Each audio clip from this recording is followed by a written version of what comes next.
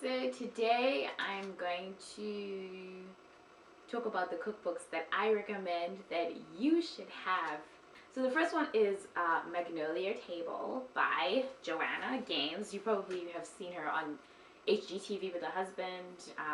And even though I think her main thing is obviously home design and stuff like that, she has dabbled in cooking, and this is one of her books. Like I said, Magnolia Table. Magnolia, I guess, is their company, home decor company. And I really like this book because it covers all the bases. It's very family friendly. If you're looking for anything, salad, bread, dessert, mains with seafood, meat, land walkers, whatever you're looking for, it's in this book. Most of the recipes have seemed fairly simple to me.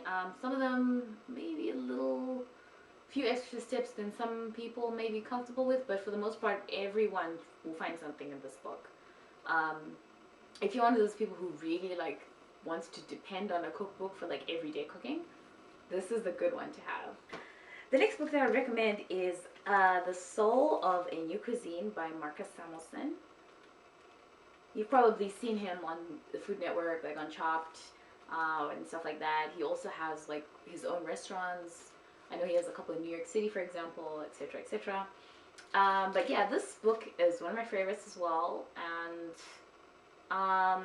it kind of tells an interesting story about food and culture across the African continent. He's originally from Ethiopia, but he basically kind of gives you a snapshot of how people cook in different regions. So he kind of spends some time up north in Tunisia and Morocco. Goes down the East African coast, to Kenya and whatnot. Some parts of Kenya, obviously by the sea. Spend some time in South Africa. So he really kind of tries to give you a sample of everything. And there's a lot of similarities, but there's also a lot of differences. And I think that's one thing about the African continent, and the complexities when it comes to food and culture. And there's so many different influences. The environment, people's socioeconomic status. Do they have access to the sea or not? Which cultures have they been trading with for millennia?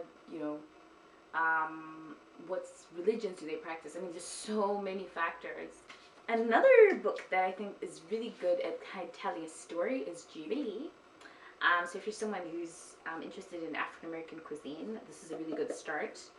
And the authors do a really good job of really drawing you in to the message and the stories behind the food. So it's not just about the recipes that they're sharing with you. I mean, there's a lot of kind of snippets from recipes from the 1800s, and it's just kind of fascinating to kind of get some insight into what was going on back then. I highly recommend this book, and I mean the recipes are flawless. The ones I've tried have had no issue with them, especially even if I like to change things, and make them my own, and haven't had a problem doing that with this book. So yeah, this is a great gift too, if you like. So another book I'd recommend is True Comfort. Do not judge this book. Yes, I know. You may or may not be a fan. I'm a fan. I did watch, Kristin on Laguna Beach back in the day. But, I did get this book out of curiosity, and she has, I think, two or three other books in total, including this one. But I was interested in this one because, it's kind of about comfort food, and I know she kind of stresses this thing of being able to enjoy comfort food, but then, one of the ways, one of the, I guess the suggestions she makes is to just be really mindful about the ingredients you use when you are making comfort food. So instructions are pretty simple, the recipe's pretty simple to follow, but they also are flavorful and interesting as well. So this is another book that I think kind of day to day is good to have, or maybe on weekends. Most of you probably already know who Jaime is, and he has multiple books as well, of course, amongst other things, but this is one of my favorite books by him. Also makes a really good gift. And if you are one of those like super simple people, oh my word, this book is it. I mean, it's so simple. Like, he literally uses 5 ingredients. I mean, of course, we're not counting like water and stuff like that, but he really tries to simplify these dishes and condenses them. I don't know if I'd be able to do this. Over 100 recipes. So if you really are like someone who you just like, look, I don't have time, but I want something delicious, this is a wonderful book to have.